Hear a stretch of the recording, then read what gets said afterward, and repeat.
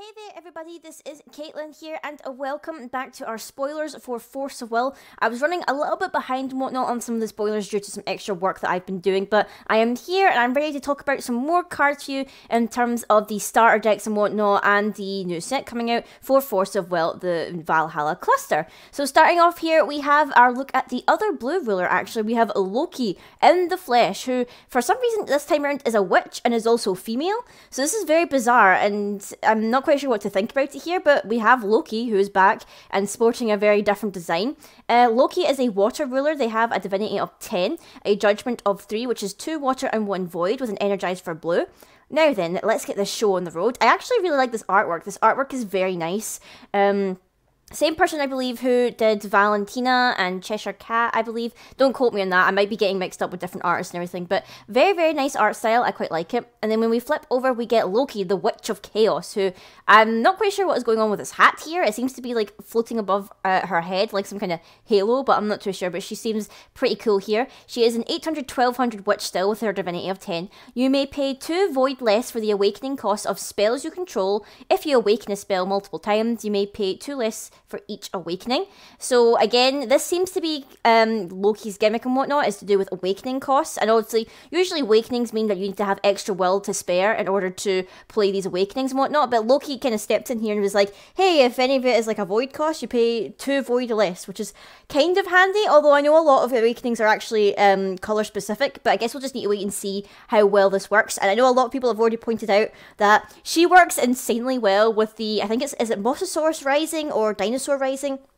It's a blue card, I believe, from early in Rhea Cluster, which is kind of insane. It's like quite a high cost for its awakening and whatnot, but thanks to Loki, you can play it pretty cheap. I think people said that thanks to that, you could potentially play it, I think it's either turn 3 or turn 4. I know that you can actually get it out pretty quickly.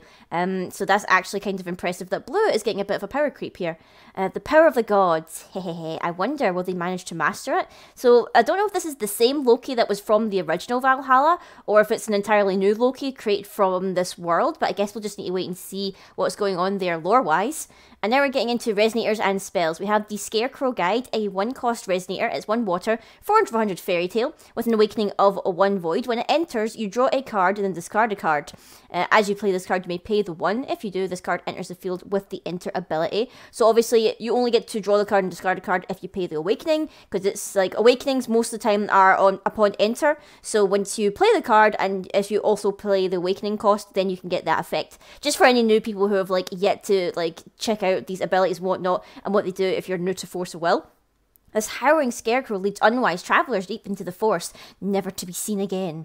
And then next up we have a kind of familiar face, but she's looking kind of scary here. We have Gretel of Misty Woods. So it seems we are going to see some fairy tales that we have seen before, but they might be slightly different because of the effects of this world. So we have the Gretel of Misty Woods, a 1-cost resonator. She's 1 water, 200-600 fairy tale. Whenever you awaken a spell, draw a card. This ability triggers only once per turn.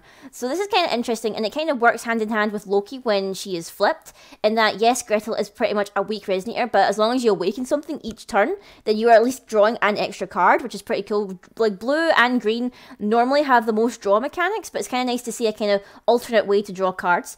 Loki took interest in the children's story of another world, one where fairy tales flourished. It wouldn't hurt to have another world to play in. So this may be hinting that Loki was privy to the events that went on in all of like Grimm, Lapis, Rhea Cluster and whatnot. So I think maybe like Loki has plucked Hansel and Gretel from that fairy tale world and has like basically tormented or twisted them, because they have quite deranged faces and I'm not quite sure what's going on here. Next up we have Hansel of Misty Woods. So this is quite a tormenting look on Hansel's face here. I feel a little bit sorry for him. He's a 2-cost resonator, 1 water, 1 void, 600 fairy tale.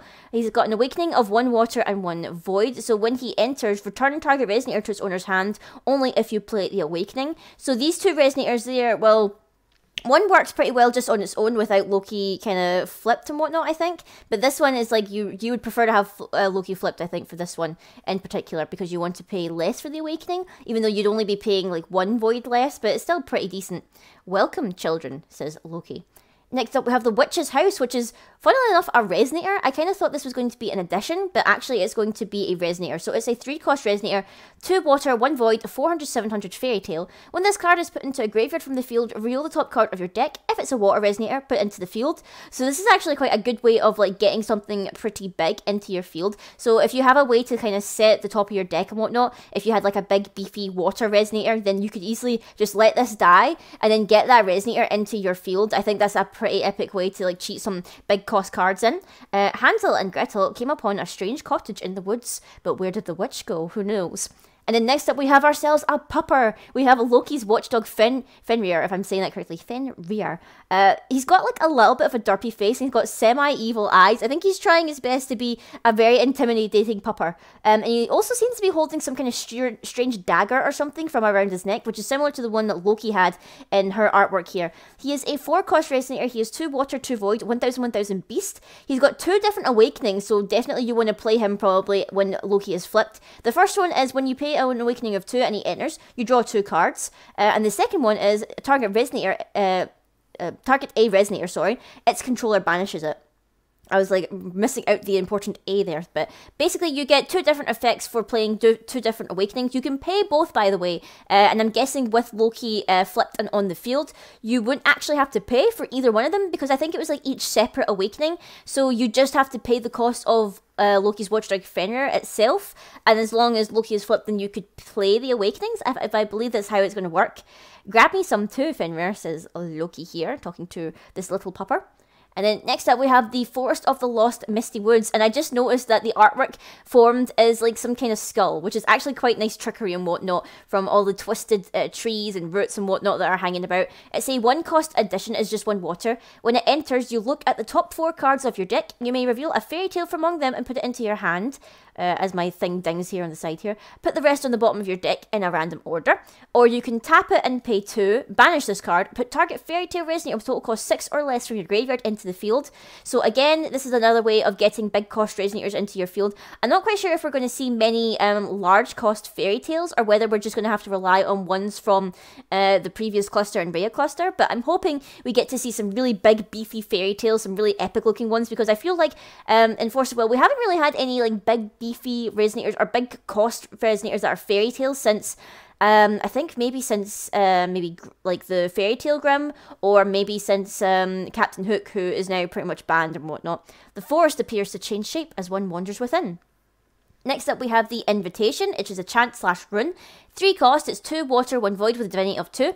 You may pay 1 void less to play this card from a rune area. Search your deck for a card and put it into your hand, then shuffle your deck. Again, we're getting a little bit of card search here. The more distorted the world, the easier it is to enter, and the harder it is to leave. And Hansel and Gretel here have quite sketchy looking looks on their faces here. I wouldn't really trust them too much.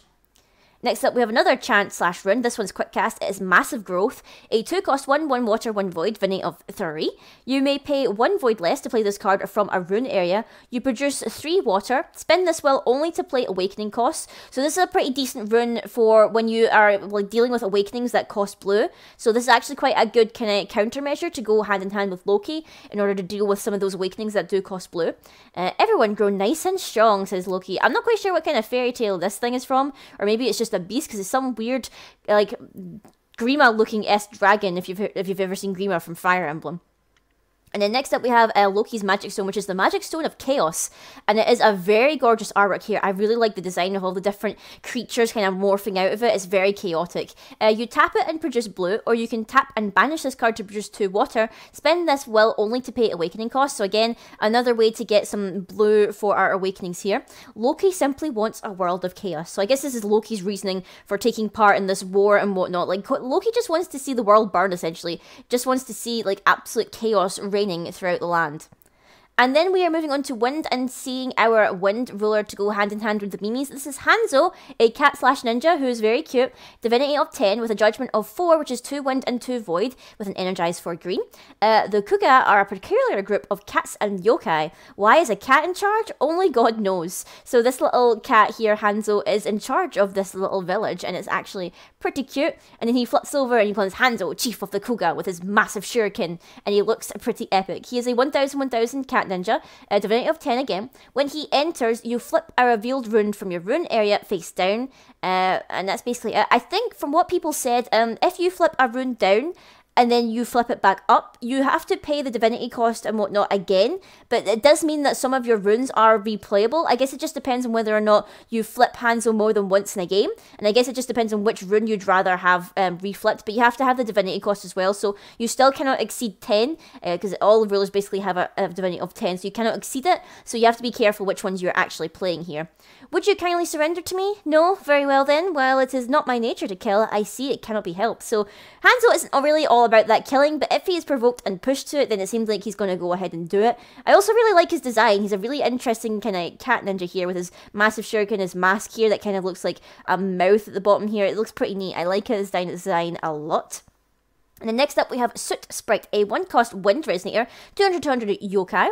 When this card is put into a graveyard from the field, look at the top 4 cards of your deck. You may reveal a ninja from among them and put it into your hand. Put the rest on the bottom of your deck in any random order. So this one again is like a little bit of a search for when it dies. These things look really weird. I'm not quite sure what to think about them. Their eyes are just staring out at me. It's a little bit creepy. The Kuga utilized these small yokai as messengers. Next up, we have the 100-eyed Oni. This one, or the 100-eyed one. I don't know why I said Oni there. It looked like Oni for a minute there. This is a really creepy artwork. I'm not quite sure how I feel about this. It's 2 costs. It's 1 wind, 1 void, 600 yokai. When it enters, target resonator cannot block until end of turn. This thing just looks like, I don't know, like it's making me think of like a pickle or something like that, or some kind of weird creature with all these eyes. Is like giving me the creeps. Despite all the eyes, its eyesight is surprisingly poor. So even with all these eyes and whatnot, it can't see very well, which I guess is a little bit of a relief. And then next up we have the huge toad, a beast. This is also giving me Naruto vibes now, seeing all these big samurai or ninja frogs here. It's a 1-cost resonator, 1 wind, 400 beast. When this card is put into a graveyard from the field, a target resonator gains -400 until end of turn. So again, another neat little ability for when it dies. While it may be Jiraiya's right, its strength is nothing to scoff at. Jiraiya, again, which is actually the next card that we're looking at. Some Naruto vibes going on here, and feel like we're going to keep getting those because we've got ninja themes and cat themes and everything going on here. So we have Jiraiya, the toad user, who, for being a ninja cat, makes me think more of a lion, but don't know, he has like a very lion-esque face here, especially with that haircut. He is a 3-cost resonator, 2 wind and 1 void, 700 cat ninja. When he enters, you search your deck for a card named Huge Toad and put it into the field, then shuffle your deck, and whenever you play a rune, cards named Huge Toad you control gain 400 until end of turn. So again, he's one of these ones where kind of he searches out his familiar or his like little beast thing or whatever, and you get different buffs and everything when things happen with your little beast and whatnot. Also, this artwork, and combined with the Huge Toad, actually makes up one huge artwork, which I really like. I really like when artworks kind of combine together to make one big picture. It's very aesthetically pleasing. I really like it a lot. Even if Jiraiya is defeated, the Toads continue the fight. Such a strong drive is one of their appeals, so yeah, even if he falls in battle, the epic Jiraiya and his Toad army will continue. And then next up we have probably the biggest accusation of like furry bait I feel like we've gotten since Boob Dog back in Rhea Cluster. We have, I think it's Chiyomi, the captivating Kunoichi. This is just, if people were unhappy with the pandas and the Boob Dog from Rhea Cluster, I feel like they're probably going to be very unhappy with this, and you know, more accusations of furry bait is going to go on here. Although I do quite like how she's got, what's the term, is it heterochromative eyes? She's got eyes of different colours essentially. It's a very neat trait. She has a 4-cost resonator. She's 2 wind, 2 void, 800 cat/ninja. At the end of turn, put a 100 wind cat resonator token into the field, and you can tap her, and another target cat gains 400 until end of turn. So I like that. She is continually producing wind cats, essentially, wind tokens. So that's actually kind of neat that we get a bit of token generation for this one. I know the other green deck, the Mimis, also have a bit of token generation, but this one is actually kind of neat because it's at the end of each turn, so you are continually getting that as long as she doesn't die. Her seduction techniques are the best in the world. It's a shame they only work on cats. Yeah, it seems like she can only be very effective against other cats, which I actually find quite funny. And next up we have some runes. We have In a Single Stroke, which is a 3-cost rune. It's also a chant as well. It's 1 wind, 2 void, divinity of 2. You pay 1 void more to play this card from a rune area. This card deals 800 damage to target resonator. If you control a Bushido, destroy that target resonator instead. So it seems like we're going to get another kind of card type or whatever. We're going to have Bushidos, we're going to have cat ninjas, we're going to have yokai. We're just going to have an abundance of things going on in the Hanzo deck. Clear your mind of all unneeded thoughts. Focus only on your opponent's vitals and strike. Next up, we have an addition here. We have the Village of the Spirited Away, Kuga. It is a 1 cost, it's 1 wind. You pay a void and tap it, and you remove target resonator you control from the game. And then you pay 2 wind and tap this. Put a resonator from a removed area that was removed by this card into the field under its owner's control. So that's actually quite neat. So you can basically remove something from the game, and then later on in the game, if you pay 2 more and tap this, then you can put it from the removed area back into the field. So I guess that's a good way of trying to save your resources and whatnot, and trying to figure out when you need them back. It's also a good way to reuse enter abilities after you've already used them. Kuga is a village hidden from the outside world. Those who wander and lost are said to be spirited away by the gods. This looks like a pretty neat little village here. Like, all kinds of creatures are living in it. It's actually kind of nice and cute. Next up, we have Yokai Festival. It is it's a rune that has a basic 2 wind cost and then an X cost. It's a chant / rune again, and it's Divinity of 3. You may pay 1 wind less to play this card from a rune area. Search your deck for up to 2 yokai with total cost X or less and put them into the field. Then shuffle your deck. So depending on how much X is, so basically depending on how much will you're willing to put into this rune, it depends on what total of yokai you can search out here. I also like the artwork because it seems like it's some kind of like artwork from like a scroll or some kind of like tapestry or something like that. It's actually really cute. The Festival of the Yokai is a lively one, lasting from dusk till dawn, and everyone's looking happy here as we enjoy all of our delicious food and whatnot. And then last but not least, we have Hanzo Stone here. We have Magic Stone of Tranquility, special magic stone. You tap it and it produces wind, or you can tap and recover target ninja. Play this ability only during an end phase. So that's actually kind of a neat ability. Again, it only targets ninjas, so it doesn't really work for your yokais or anything like that, or like any of the beasts. But it's actually kind of interesting. It probably works best with the cat / ninjas, or anything that has kind of the ninja resonator trope and whatever. But I quite like it. The artwork is actually kind of nice. It makes it look like, I almost for a minute thought that this was a tree house, but then I realized, oh no, that's just a giant stone in the middle of the tree, which is actually kind of cute. Bastet, which wished for the peace of the world. So anyway, guys, that has been these spoilers here for blue and for green. Let me know what you guys think about Loki and Hanzo. Are you thinking of playing either one of them? We have like another ruler to spoil whatever in the Lich, or the Lick. I'm not quite sure how you meant to pronounce it. I think it's Lich, if I remember correctly from all my hearings of it. And then we have basically some more runes and probably more spells and whatnot for these rulers and everything. And we'll be right back in it again with more spoilers. So I hope you enjoyed this video, guys. Sorry it was a little bit later than I planned, but I hope you enjoyed it. Be sure to like, comment, and subscribe. Tell me what you thought of these spoilers, and I will see all you guys later.